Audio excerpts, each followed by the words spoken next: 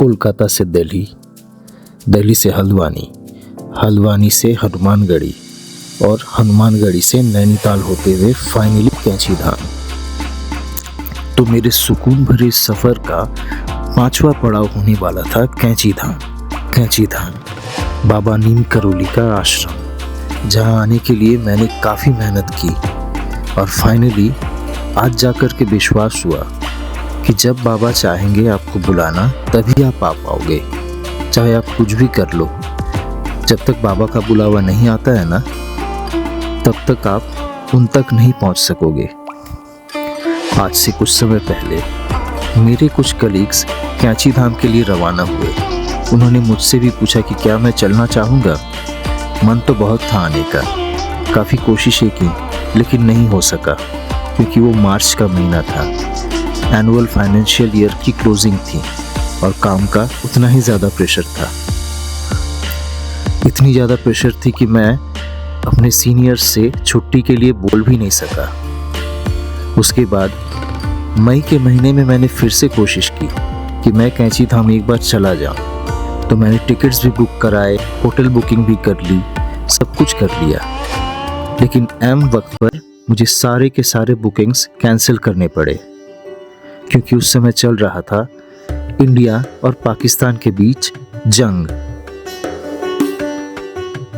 श्री लक्ष्मी नारायण शर्मा, जिनको हम नीम करोली बाबा के नाम से जानते हैं, उनका जन्म उत्तर प्रदेश के फिरोजाबाद जिले के अकबरपुर गांव में सन 1900 में हुआ था।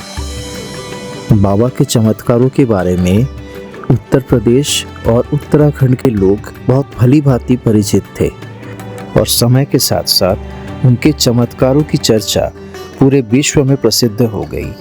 और इतना ही नहीं, उनसे मिलने के लिए एप्पल कंपनी के सीईओ स्टीव जॉब्स और फेसबुक के मार्क जुकरबर्ग जैसे बड़े बड़े हस्ती आए। यहाँ तक कि हॉलीवुड की फेमस एक्ट्रेस जूलिया रॉबर्ट्स भी उनसे एक बार मिलने के लिए आई। उनके कई सारे बड़े और नामी गिरामी फॉलोअर्स थे। कैंची धाम आना हुआ और ये यहाँ पे बहुत अच्छा दर्शन हुआ हमारा नीम करोली बाबा के। और इसके बाद अभी आगे चलेंगे। जिस कारण से यहाँ आना था, अल्मोड़ा वाले रूट पे, नैनीताल वाले रूट पे, वो पर्पस मेरा पूरा हुआ। कैंची धाम आना मेरा सफल रहा।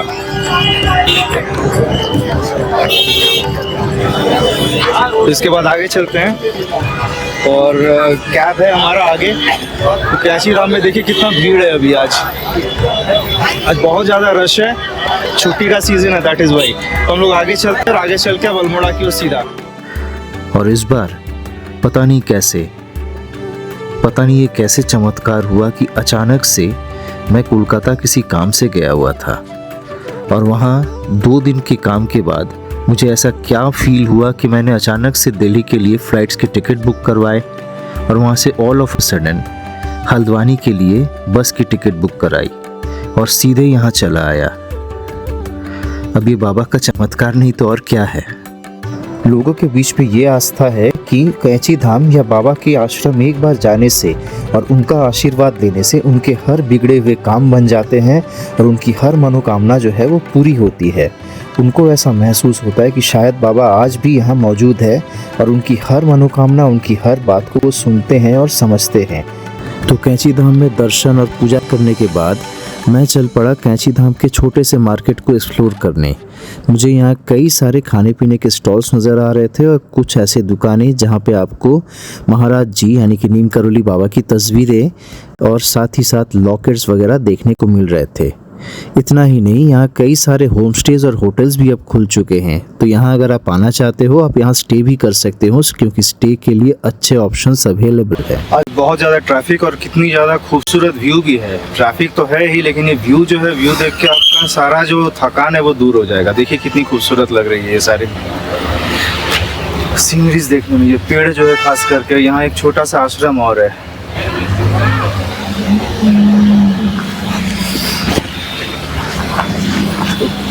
कैंची धाम में दर्शन हो गए अच्छे से और अब आगे चल रहे हैं। देखते हैं वो अक्षय जो है हमारा ड्राइवर, वो कहाँ रुका हुआ है गाड़ी लेकर के।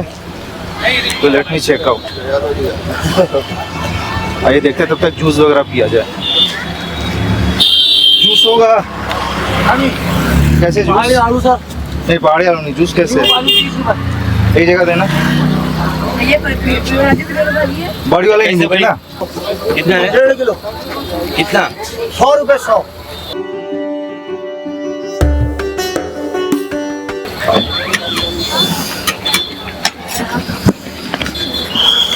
तो ऑर्डर किया है यहाँ पे जूस, देखते हैं पी करके। ऐसे गर्मी है काफ़ी ज़्यादा। अच्छा बना है, वो खट्टा खट्टा है। ये क्या बोलते हैं इस नींबू को? नींबू। बस ऐसे ही नींबू है? हाँ, पहाड़ी नींबू सर। पहाड़ी नींबू जी। और उसको वो छोटी वाली नींबू भी डाल देते हो? हाँ जी, छोटे और भी क्या डाल। क्या डाला जाता है? इसमें काला नमक, भूरा, जलजीरा, पहाड़ी नमक, कागजी नींबू, पहाड़ी नींबू। मतलब ये कागजी नींबू होती है ना? हाँ जी सर। हाँ, कागजी नींबू भी है मेरे पास, पहाड़ी नींबू भी है। जैसे कि ये देख लीजिए, ये पहाड़ी नींबू, बड़ी वाली ना? ये कागजी नींबू है, और ये बड़ा वाला पहाड़ी नींबू है। इसका बना के मिला के बनाता हूँ मैं, जलजीरा और काला नमक डाल। अच्छा है जी चलो, बढ़िया लगा। गर्मी इतना है ना, तो ये रिफ्रेश कर रहा है जी पूरा सर शरीर जी। को। हम भी इसीलिए बैठे कि आदमी की प्यास बुझे यहाँ पे, और दर्शन करने आए हैं। दर्शन अच्छा से हुआ, इतना जी। भीड़ था उसके बाद भी। जी सर, है ना? आराम से दर्शन हो जाता है। व्यू कितना अच्छा आ रहा है यहाँ से, देखिए। और यहाँ पे एक होम स्टे है, चिराग होम स्टे। इस तरह के काफ़ी सारे होम स्टेज यहाँ है और बन भी रहे हैं। तो आने वाले समय में अगर आप कैंची धाम आते हैं तो आपको कभी तकलीफ़ नहीं होगी यहाँ स्टे करने की। और उधर देखिए, एक फार्म हाउस जैसा लग रहा है, काफ़ी खूबसूरत लग रहा है। दूर पूरा हरियाली के बीच, ऊपर ये पाइन फॉरेस्ट, नीचे ये सारे खेत और एक छोटा सा घर, काफ़ी खूबसूरत सा घर। और ये जो रोड है, ये है अल्मोड़ा रोड, नैनीताल अल्मोड़ा या फिर हल्द्वानी अल्मोड़ा रोड। इसी के थ्रू अब हम जाने वाले हैं आगे अल्मोड़ा की ओर। तो यहाँ पे देखिए, एक छोटा सा झरना है। ये शिप्रा नदी है जो बहती है आपका कैंची धाम से होकर के। तो ये शिप्रा नदी पर एक छोटा सा झरना जैसा बना हुआ है। यहाँ पे कुछ लड़के हैं जो कि नहा रहे थे अभी। तो अगर आपको नहाने के लिए यहाँ पे कोई जगह नहीं मिले तो आप यहाँ आके इस झरने के नीचे नहा सकते हैं। रिस्की नहीं है, खतरा नहीं है डूबने का, और पानी भी काफ़ी साफ़ सुथरी है, देखिए। तो कैंची धाम का ये एरिया धीरे धीरे डेवलप कर रहा है। और इस फार्म हाउस को ही तो मैं जितनी तारीफ़ करूँ उतनी कम है। ऐसे घर देखने को नहीं मिलते हैं शहरों में खास करके। तो गांव में आइएगा तो शायद आपको ऐसे घर देखने को मिल जाएंगे। ये गोभी और अलग अलग सब्जियों के खेत लगे हुए हैं। और ऊपर दूर दूर जो है चीर के पेड़ है, चीर के जंगल है चारों तरफ, देखिए।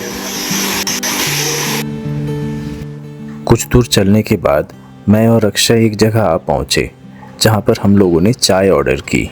और पहाड़ों की चाय भाई, अदरक वाली, मसाले वाली, इलायची वाली। एक बार स्वाद चखना तो बनता है। दर्शन बहुत अच्छा हुआ। हाँ, मेन क्या है ना, इतना लंबा भीड़ था, लगा कि बहुत समय लग जाएगा, लेकिन दर्शन होने में टाइम लगा। फिर वहाँ घूम के निकलने में थोड़ा सा टाइम लग गया। फिर वो, लेकिन अच्छा लगा थोड़ा। जिस पर्पज से आना था वो हो गया, जिस कारण से। हाँ वही, आजकल तो बैठने का तो हो नहीं पा रहा। वो चलते चलते आप हनुमान चालीसा पढ़ लो। नहीं, बैठने का जगह भी नहीं, और भीड़ जो इतनी ज़्यादा है ना। और तो ज़्यादातर लोग देख रहे हैं ना, सेल्फी वीडियो बनाने में ही लगे हुए थे। सेल्फी ले रहे, फोटो ले रहे, वीडियो ले रहे, अंदर भी लेने का कोशिश कर रहे थे। उसके बाद मना किया हम लोगों ने। ठीक है, तो जो जिस जगह का नियम है तो मानना चाहिए। बिल्कुल बिल्कुल।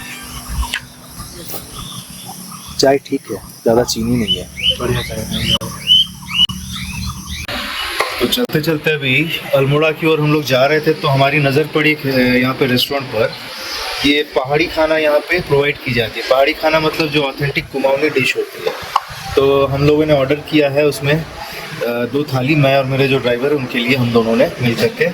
तो इसमें रायता भी रहेगा आपका, भटकी दाल रहेगी, यहाँ की सब्जी वगैरह जो होती है, तो वो सारा चीज़ है जो एक बार टेस्ट करके हम देखेंगे।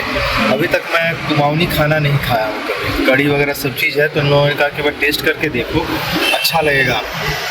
तो बस खाना तैयार हो रहा है, और एक बार आ जाता है तो फिर चलिए खा करके बताते कैसा है। चुकरानी इसको बोलते हैं। ये क्या चीज़ की होती है? दाल मिलती है काली वाली। हाँ हाँ, बनती है। अच्छा। और ये तो अरहर की दाल है, ये वाली पीली वाली। और इसके बाद क्या रायता भी आएगा, जो कुमाऊनी रायता होता है।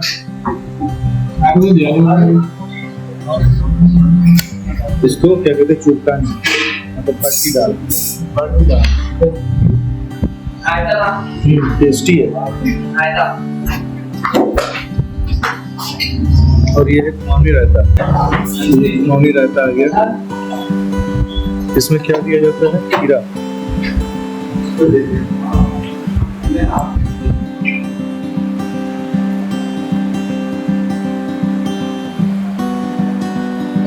तो ये कंप्लीट कुमाऊनी खाना है।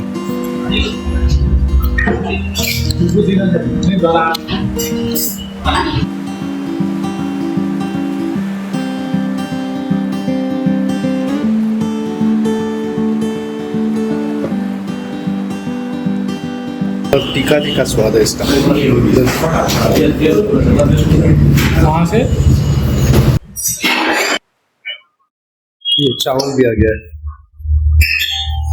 और ये चटनी जो है, होटल ओनर ने बताया कि इसमें टमाटर, कच्चा आम और क्या क्या मिलाया जाता है, तब जाके इसका स्वाद काफी अलग सा है। खाना ऐसे टेस्टी है, थोड़ा अलग लगेगा हम जैसे लोगों को, हम लोग डेली तो नहीं खाते हैं, लेकिन खाने में अच्छा है।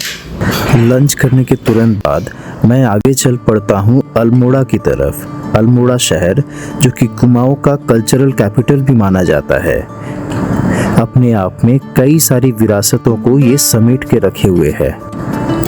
पौराणिक काल से ऐतिहासिक काल तक, चंद राजाओं से लेकर कत्तूरी राजाओं तक, यहाँ तक कि अंग्रेजों के शासन तक अल्मोड़ा ने कई ऐसे उतार चढ़ाव, कई ऐसी घटनाएं देखी हैं। अल्मोड़ा का इतिहास अपने आप में काफ़ी ज़्यादा इंटरेस्टिंग है और इस पर मेरे पिछले जो व्लॉग्स हैं अल्मोड़ा के, आप उसे देखना, जिसका लिंक मैं आपको डिस्क्रिप्शन में दे दूँगा।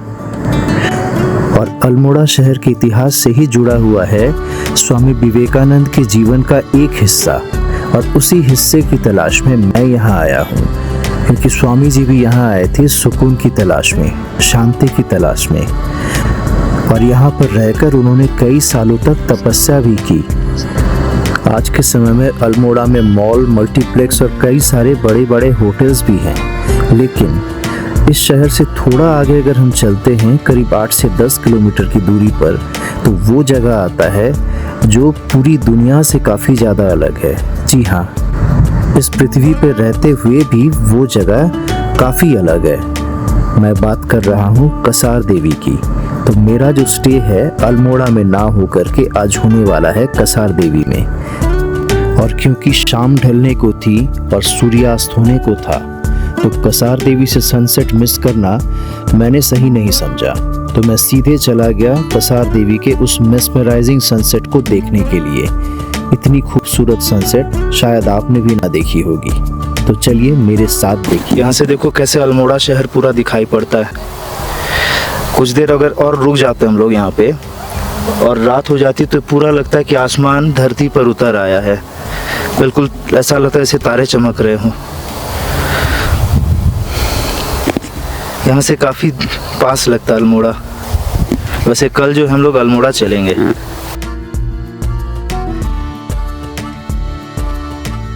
तुम पहली बार आए क्या यहाँ पे?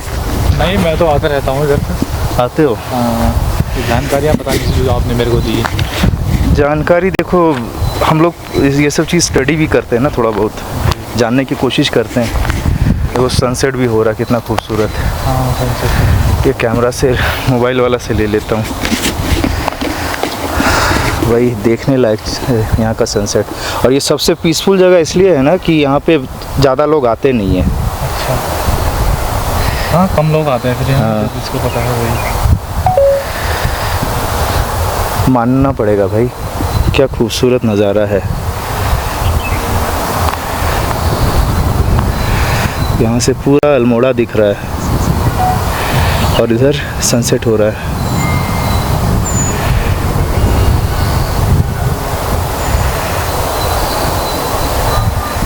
वाह, सुपर्ब, लेकिन मानना पड़ेगा। चलिए आपको भी दिखाता हूँ उस खूबसूरत नज़ारे को। कितना सुंदर लग रहा है ये।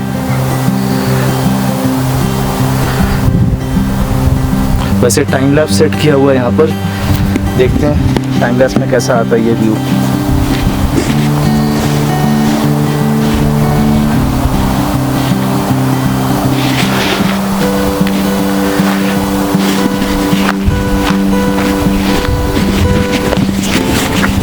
चीर के इन घने घने पेड़ों के बीच में ठंडी ठंडी हवा कितनी अच्छी लग रही है, मज़ा आ रहा है। लेकिन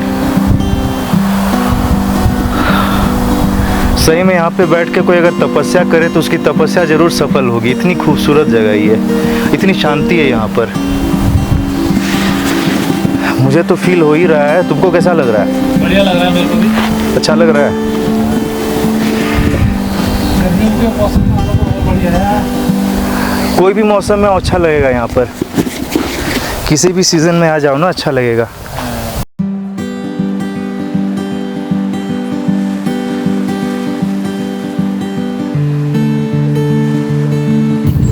कसार देवी का सनसेट पूरे उत्तराखंड का सबसे खूबसूरत सनसेट माना जाता है। और इस जगह की खासियत है, हमारे अर्थ के चारों तरफ जो वैन आइलैंड बेल्ट है, उस वैन आइलैंड बेल्ट में यहाँ गैप्स पाए गए हैं पूरे अर्थ में। यानी पूरे विश्व में 3 ऐसी जगह हैं जहाँ वैन आइलैंड बेल्ट में गैप्स है। एक तो कसार देवी हमारा जो भारत में है, पेरू के माचू पिचू में है, और स्टोनहेंज यूरोप में है। और इन गैप्स के कारण जो है, जो पूरे संपूर्ण ब्रह्मांड की जो कॉस्मिक एनर्जी होती है वो इन तीनों जगहों पर भरपूर मात्रा में पाई जाती है, जिस कारण से यहाँ मेडिटेशन करना या फिर आपका तप करना, तपस्या करना बहुत अच्छा लाभदायक होता है। जिस कारण से बड़े बड़े दिग्गज जैसे स्वामी विवेकानंद भी यहाँ आए थे और उन्होंने भी यहाँ तप किया। तो स्वामी विवेकानंद के अलावा कई और जाने मानी हस्तियाँ जैसे D.H. लॉरेंस है, जॉर्ज हैरिसन है, ये सभी लोग यहाँ आए और इन सभी लोगों ने मिल करके यहाँ पे अपने अपने लाइफ में सबसे बड़ी बड़ी चीज़ों को खोजा, अपने लाइफ को पूरी तरह से बदल डाला, क्योंकि यहाँ पे है ही कुछ ऐसे वाइब्स। तो अभी तो फिलहाल सनसेट हो रहा है, कल सुबह आपको मंदिर के पूरे दर्शन कराऊंगा, सारे जगहों पर लेकर के जाऊंगा, यहाँ जो कुछ भी है देखने लायक। और काफ़ी पीसफुल एटमॉस्फेयर है यहाँ पे। की मतलब पीस जो है ना, माइंड ब्लोइंग पीस है, ऐसा पीस कहीं नहीं मिलता है।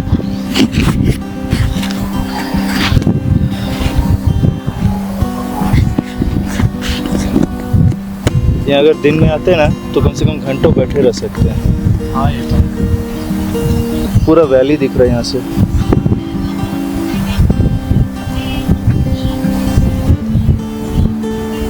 तो कभी कभी अपने लिए समय निकालना चाहिए। हम लोग जैसे काम करते हैं ना जिस तरह से, कि सुकून तो मिलता है नहीं एकदम, ठीक है, बस काम करते रहो, खाना नहीं पीना नहीं, सोते भी है तो रात में उठ जाते हैं। तो ऐसे समय में लगता है ना कि कहीं भाग कर आ जाओ, तो ये सब जगह वो सब वैसा ही है कि भाग करके आ जाओ। और सबसे बड़ी बात है ना कि जब जगह खूबसूरत हो तो हर चीज़ अच्छा लगने लगता है।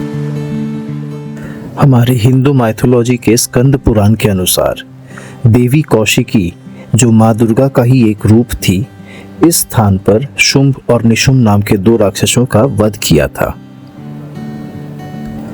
और कसार देवी मंदिर में माँ दुर्गा के इसी रूप को कात्यायनी दुर्गा के नाम से जाना जाता है और यहाँ पे उनकी पूजा की जाती है। और लोग ऐसा कहते हैं कि मंदिर में माता की मूर्ति के पीछे जो बड़ी सी चट्टान है, उसमें आज भी उनके वाहन शेर के पंजों के निशान मौजूद है। ऐसी काफ़ी सारी कहानियाँ, काफ़ी सारे किस्से जुड़े हुए हैं इस जगह के साथ। तो अब इन सब को जानने के लिए मैं काफ़ी उत्सुक था और इसलिए एक और मुझे जहाँ शांति ढूंढनी थी, इस जगह के वाइब्स को भी समझना था। तो मैं फाइनली आ पहुँचा कसार देवी अल्मोड़ा में। अब कसार देवी पहुँचने के बाद मैंने क्या क्या किया और यहाँ पे किन चीज़ों को मैंने एक्सप्लोर किया, यहाँ ऐसे कौन से वाइब्स है जिसके बारे में सारी दुनिया कहती है, मैं फाइनली उस वाइब्स को एक्सपीरियंस करता हूँ कि नहीं, ये सब जानने के लिए आपको मेरे अगले व्लॉग को देखना होगा। तो मेरे साथ जुड़े रहिएगा। और अगर आपने मेरे इस चैनल को सब्सक्राइब नहीं किया है तो please subscribe to my channel और इस वीडियो को लाइक कीजिए और ज़्यादा से ज़्यादा शेयर कीजिए। हाँ, अगर आप भी मेरी तरफ बजट ट्रिप्स करना चाहते हैं तो मैं अपना मेल आईडी और मेरा इंस्टाग्राम हैंडल आपके लिए यहाँ पे दे रहा हूँ। आप मुझे डायरेक्टली मैसेज कर सकते हैं या फिर ईमेल कर सकते हैं। मैं आपको पूरी की पूरी आइटिनरी विद कॉस्ट भेज दूंगा। तब तक मेरे साथ जुड़े रहिए, मेरे इस चैनल को सब्सक्राइब कीजिए और इस वीडियो को लाइक भी कीजिए। टिल देन, गुड नाइट, शुभ रात्रि, शब्बा खैर।